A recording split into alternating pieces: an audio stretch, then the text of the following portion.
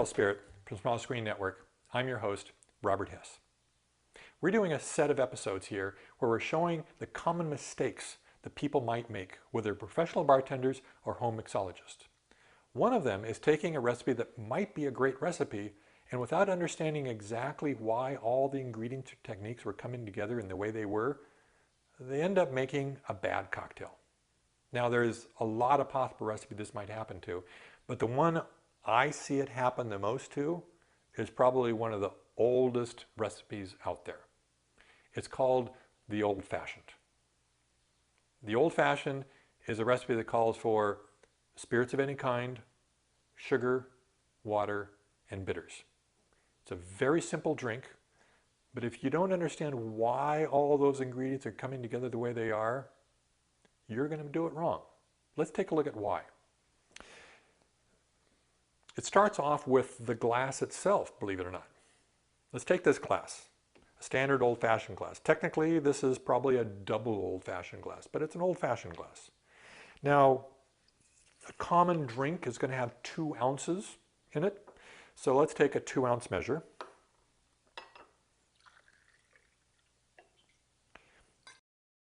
And pour that in. Now, the old-fashioned, from a volume standpoint, doesn't have much more than that in it. So spirits, we're using a rye whiskey here. Sugar, water, bitters. So I've got sugar water here, and I've got bitters, and I've got a glass here that, unless I really pack it full of ice, is going to look like an empty drink. And that's where the problem actually comes from. Let's see why exactly. Let's add the ice to this drink.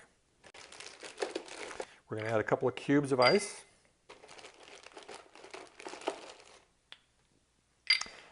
Didn't bring the level up very high. Okay, let's add our simple syrup. Now remember, it's sugar and water, and so I'm combining them together here. I'm going to add a teaspoon of simple syrup. Oh, I didn't bring it up very far either.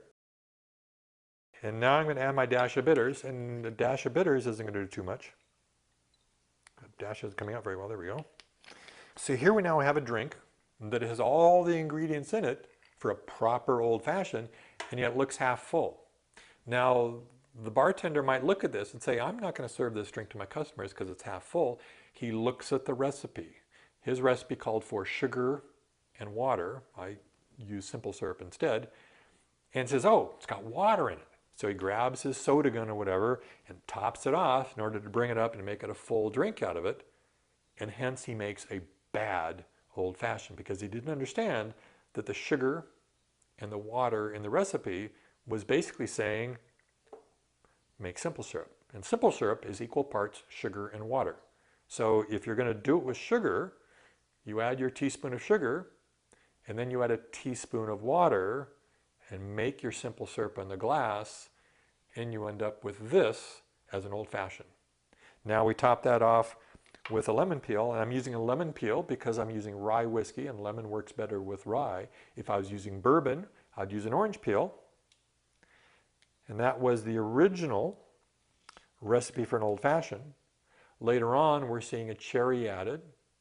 And later on still, much later on, we're seeing people start muddling it together. And that's just simply because they're taking a great recipe and simply riffing on it until the point they almost destroy it.